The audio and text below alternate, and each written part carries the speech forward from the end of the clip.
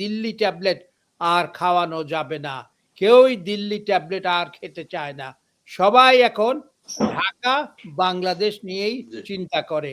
আজকের বাংলাদেশ পার capital income দেখেন, আর ওদের ভারতের পশ্চিমবঙ্গ থেকে, আসাম থেকে, মিজোরাম থেকে, আপনার ত্রিপুরা থেকে, এগুলোর আপনার পার ক্যাপিটা ইনকাম দেখেন, সেখানে দেখবেন বাংলাদেশ এগিয়ে গেছে। এই শেখ হাসিনার আমলেই এই বাংলাদেশটাকে ভারতের কাছে ওই জাতীয় কিছু একটা এগ্রিমেন্ট, সমস্ত এগ্রিমেন্ট গুলো এখন চেক করা উচিত। কেন এই অবস্থাটা হলো, এটা কিন্তু আমাদের প্রথম দেখতে হবে। এখানে কিন্তু ভারত যতদিন পর্যন্ত শেখ হাসিনা ক্ষমতায় ছিল, ভারত বাংলাদেশের থেকে প্রতি বছর কেউ বলছে 14 বিলিয়ন, কেউ বলছে 16 বিলিয়ন ডলার আমাদের কাছ থেকে নিয়েছে। এই যে আয়টা তারা করেছে, বাংলাদেশ স্বাধীন হওয়ার পর থেকে এই আয় 53 বছর বা 54 বছরের কাছাকাছি এখন তারা এগুলো টোটাল কতশো বিলিয়ন ডলার নিয়ে গেছে আমাদের এই বাংলাদেশের জনগণকে সম্পূর্ণভাবে একেবারে নিষ্ক্রিয় করে তারা এই কাজগুলো করেছে।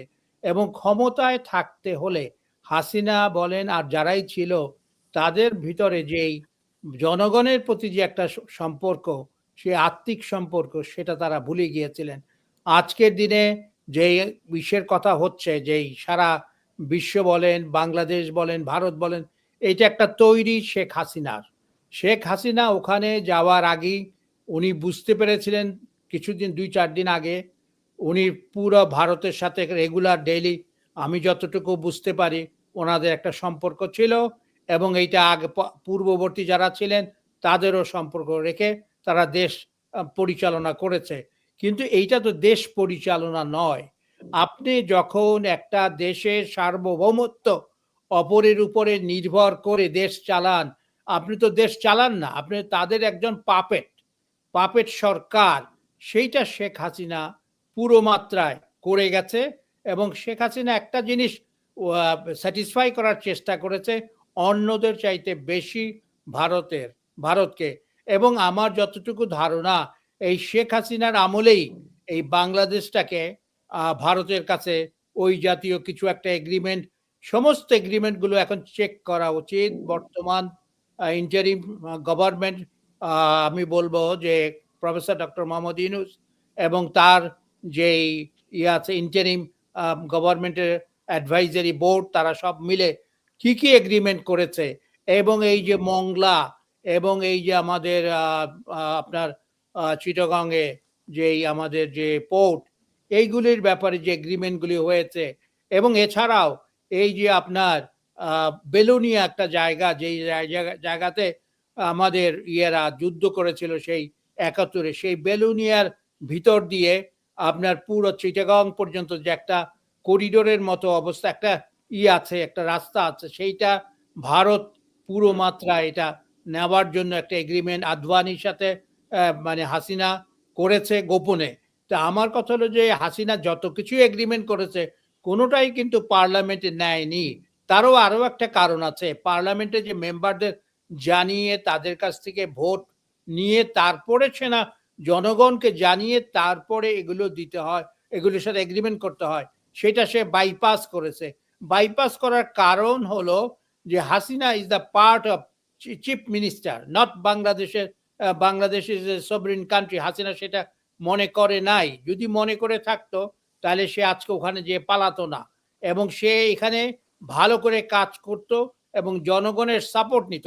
আজকের যে আন্দোলন যেগুলি আপনারা দেখছেন, একদম সত্যি একটা ম্যাথ করে দেখেন যে এই আন্দোলনটার পিছনে শেখ হাসিনার সবচাইতে বড় অবদান, এবং আওয়ামী লীগের যেই একটা কমিটি যারা আছে, আওয়ামী লীগের বিভিন্ন জায়গায় যারা এখন ছড়িয়ে ছিটিয়ে শেখ হাসিনার সাথে যোগাযোগ অবশ্যই রক্ষা করছে, তারা এরাই কিন্তু হাসিনা যেমন কিছুদিন আগে আমাদের নিউ ইয়র্কে ফোন করে করে মানুষকে উত্তেজিত করত, এবং এই যারা আওয়ামী লীগ করেন, এখানেও করেন আমাদের আমেরিকাতে, তাদেরকে উস্কিয়ে দিত। এইভাবে কিন্তু সে সব জায়গায় ফোন করে করে উস্কিয়ে দিচ্ছে। কিন্তু হাসিনা বা মোদি সরকার সেটা বুঝতে পারে কি পারে না, আমি সেটা বলতে চাই না। তবে একটি কথা আমি বলতে চাই, জনগণ কিন্তু এখন আর সেই আগের ট্যাবলেট, আগের সেই দিল্লি ট্যাবলেট আর খাওয়ানো যাবে না। কেউই দিল্লি ট্যাবলেট আর খেতে চায় না। সবাই এখন ঢাকা, বাংলাদেশ নিয়েই জি। চিন্তা করে। আজকের বাংলাদেশ পার ক্যাপিটা ইনকাম দেখেন, আর ওদের ভারতের পশ্চিমবঙ্গ থেকে, আসাম থেকে, মিজোরাম থেকে, আপনার ত্রিপুরা থেকে, এগুলোর আপনার পার ক্যাপিটা ইনকাম দেখেন। সেখানে দেখবেন বাংলাদেশ এগিয়ে গেছে। এইটা কিন্তু শেখ হাসিনার জন্য এগিয়ে যায় নাই। যদি শেখ হাসিনা এগুলি না করত, এই বাঙালি যারা এন্টারপ্রেনার, বাঙালি আমাদের বাংলাদেশিরা এটা করেছে। এটা মনে রাখতে হবে। এটা সরকার করে নাই। বরং সরকার ট্রেজারি থেকে টাকা নিয়ে ২০০ আপনার কত ৬৪ বিলিয়ন ডলার বাইরে পাচার করে দিয়েছে। তারা তাদের নিজেদের পকেটস্থ করেছে। কিন্তু আমাদের গরিব জনগণ তারাই কিন্তু কষ্ট করে তাদের বাঁচার তাগিদে তারা বিভিন্নভাবে বিভিন্ন প্রতিষ্ঠান গড়ে সেইখান থেকে তারা দেশের আয় উন্নতি, পার ক্যাপিটা ইনকাম বাড়ানোর চেষ্টা করেছে। হাসিনার এখানে কোনো অবদান নাই। হাসিনা বরং পিছনে ছুরি মেরেছে, জনগণের পিছনে ছুরি মেরেছে। যখন এই যে মোদি আসলো তার বাবার যে আপনার জন্মদিন পালনের জন্য ১৭ই মার্চ বোধহয়, সেই সময় আমাদের কিছু মৌলানা, কিছু ইমাম, কিছু স্কলার, তাদেরকে আপনার জেলখানায় ভরা হলো, তাদেরকে আক্রমণ করা হলো, এবং আমাদেরকে যেভাবে, এটা একটা মুসলিম কান্ট্রি নয়, এটা একটা মানে হিন্দুত্ববাদী রাষ্ট্রের মতো দেখানো হলো। এবং এই যে জিনিসগুলো, এগুলির প্রতি কিন্তু আমরা কখনোই খেয়াল করিনি। আর আমাদের এই যে আপনার সম্পূর্ণ মিনিস্ট্রি বলেন, সম্পূর্ণ সরকার বলেন, এখানে এমনভাবে ভারতের দালাল দিয়ে ভরে রাখা হয়েছে যে তাদের ভারতের নির্দেশ ছাড়া বাংলাদেশের কোনো ফরেন পলিসি বলেন, বাজেট বলেন, এগুলি হয় না। এই বাজেটও কিন্তু আপনার পুরো বাংলাদেশের যে বাজেট, সেই বাজেটও কিন্তু আপনার ভারতের কনসেন্ট নিয়েই কিন্তু বাংলাদেশ করে আসছে। অথচ আজকে ডক্টর ইউনূস সাহেব যদি শক্ত হাতে উনি যেটা করছেন, আমি বলবো উনি ভালোভাবে করছেন এবং উনি আস্তে কাজ করেন। উনি অন্যদের মতো ওই মাঠ গরম করে কাজ করেন না। তো আমাদের কথা হলো যে উনি যদি মাঠ গরম না করে যদি ওইভাবে কাজ করতে পারেন, আমাদের ওনাকে আরো আমরা বেশি দিন দেখতে চাই যে উনি এটা ক্লিয়ার করে যাক। বাংলাদেশ আজকে 53-54 বছর যাবত আপনার রাষ্ট্র, আমরা পেয়েছি, আমরা বর্ডার পেয়েছি, আমরা বাউন্ডারি পেয়েছি, আমরা আমাদের জমি পেয়েছি, কিন্তু আমরা ফ্ল্যাগও পেয়েছি, আমরা সভরেন হিসাবেও আছি, কিন্তু আমাদের ভিতরের যে অর্থনৈতিক অবস্থা, যেটাকে বলা হয় সোশিও ইকোনমিক পলিটিক্যালি আমাদের মধ্যে দ্বন্দ্ব লাগিয়ে রাখা হয়েছে। এই আওয়ামী লীগ ভার্সেস বিএনপি, এইটা সেটা করে এখানে একটা খেলা চলছে।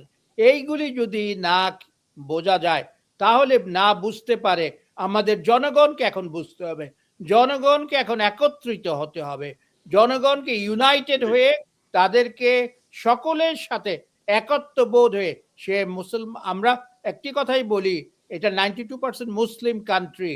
এইখানে 92% মুসলিম কান্ট্রি বলেন বা 90% যদি আমি ধরি, তাহলে আপনি সরকারি যে জব, সরকারি চাকুরিতে 36% ভারতীয় লোক কাজ করছে। মানে দেশে কতটা লোক, কত কোটি লোক হলে 36% চাকরি পেতে পারে? তারা অনলি মাত্র দ্বিতীয় পর্যায়ে আসবে, একটু সংক্ষিপ্ত করতে হবে। দ্বিতীয় পর্যায়ে আমি আসছি আবার আপনার কাছে। আমি শেষ করব। জি, শেষ করেন আপনি। হ্যাঁ, আমার কথা হচ্ছে যে আমরা যদি ভারতকে এই যে যেগুলি দেখাচ্ছে, এই যে আক্রমণ করব, বাংলাদেশকে করব, এগুলি কিন্তু সবই হাসিনা করাচ্ছে। হাসিনা ক্ষমতায় ব্যাক করার জন্য, এবং হাসিনা যে সমস্ত টাকা পয়সা চুরি করেছে তার দল, তার আত্মীয় স্বজন, তার ফ্যামিলি, এইগুলিকে ট্যাকল দেওয়ার জন্যই আজকের বাংলাদেশে এই অস্থিরতা, অস্বাভাবিক পরিস্থিতি সে তৈরি করেছে। এবং এখানে হাসিনা এবং মোদি, কারণ ওদের ইন্ডিয়ার একটা এখন কিন্তু একটি কথা আপনাদেরকে বলা উচিত এবং আমাদের জনগণ যারা আমার দর্শক যারা দেখছেন এবং যারা পরে দেখবেন তাদেরকে আমি একটা বিশেষ অনুরোধ করব, এখন আর ভারতের সাথে আমাদের আগের কোনোভাবেই সম্পর্ক রাখা যাবে না। এখন আমাদের ভিতরে একটা হয়েছে যে ভারত আমাদেরকে নিতে চায়। এই যে কথাটা, এই কথাটার জন্যই আমরা ভারতের সাথে আমাদের সহাবস্থান খুব সাবধানতার সাথে করে আমাদেরকে পদক্ষেপ নিতে হবে এবং কোনো ক্রমেই আমরা ভারতকে করব না। এবং শুধু তাই নয়, এখানে আরো আপনার যেই মানি লন্ডারিং আমি দ্বিতীয় পর্যায়ে আসবো আবার আপনার কাছে।